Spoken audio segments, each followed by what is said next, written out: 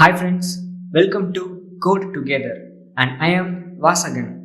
In this video, we are going to see about a quick intro to C Sharp and Visual Studio, and we are going to work with a simple C Sharp program which is finding the factorial of a number. So what is C Sharp? C Sharp is a general purpose, modern and object oriented programming language pronounced as C Sharp. It was developed by Microsoft and enables developers to build many types of secure and robust web and mobile applications. So persons who are familiar with C, C++ and Java can easily shift to the C Sharp language.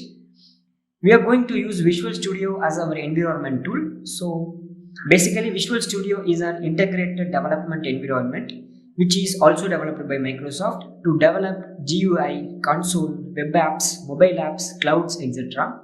We can use more than 36 different programming languages in Visual Studio for development.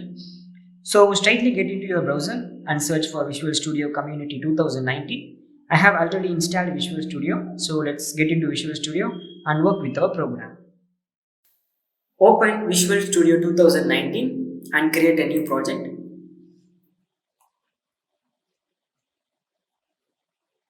I am going to create a console application with C Sharp language. Click Next, and the name of our project is Project 1. Click Next and create. So basically a console application facilitates the reading and writing of characters from a console, either individually or as an entire line. It is the simplest form of C Sharp program and is typically invoked from the Windows command prompt. Once your project is initiated, your C Sharp workspace will look like this. So there is a namespace. A namespace is nothing but it is used to logically arrange classes, structures, interfaces, etc. And inside our namespace, we have a main class and a static method. And inside our static method, we are going to do our actual code. First, we have to display a message asking the user to enter an input. For that, we should use WriteLine, which simply displays the message. Enter an input. Then create an integer variable called fact number, which is going to hold the user's input. After getting the user's input, we should convert it into the actual integer. For that, we can use int 32.fas. Inside fas, console.readline.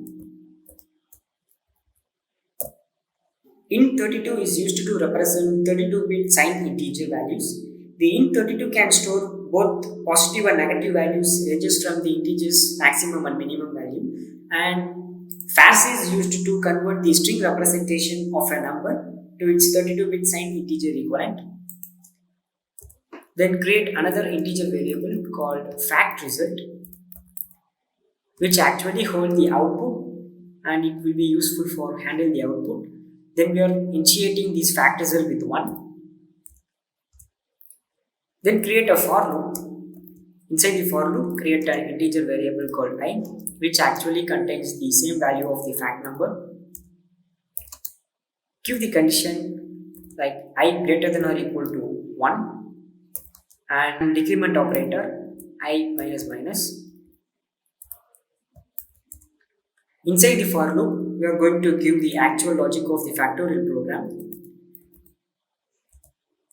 Fact result equal to fact result multiplied by I,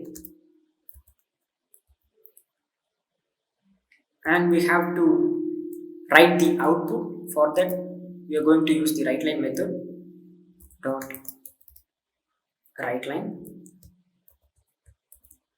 Inside this, open curly braces 0 and exclamation is 1,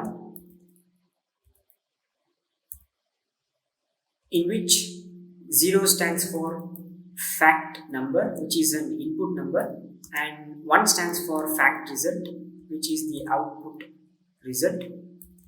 And write console.read key to make the console alive until the user press any key for exiting.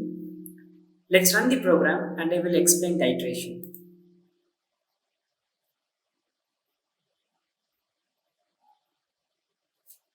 I'm giving the input as 5 and the factorial of 5 is 120.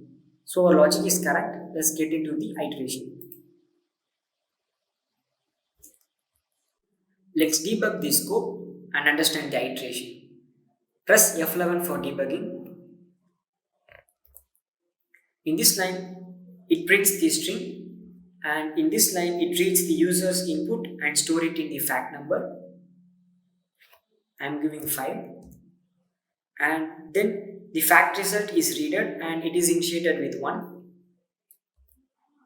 Here the for loop comes where the user input 5 is stored in I and checks for the condition whether I is greater than or equal to 1. Yeah, the condition is true, 5 is greater than 1. So fact result equal to fact result multiplied by 1.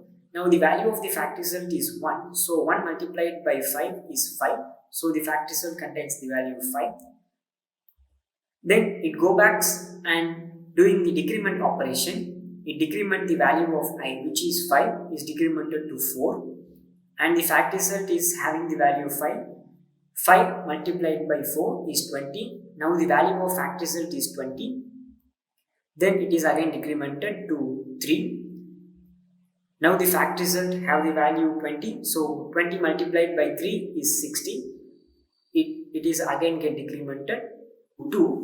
So fact result 60 is equal to 60 multiplied by 2 is 120. Again the values get decremented. So 120 is the current value of the fact result. So fact result multiplied by I, which is 120 multiplied by 1 is 120. Again decrement the value of the I. Now the value of the I becomes 0. The condition fails and we are printing the value of the fact number and the fact result. And the program ends. And the final output is displayed. Thanks for watching and stay home, stay safe.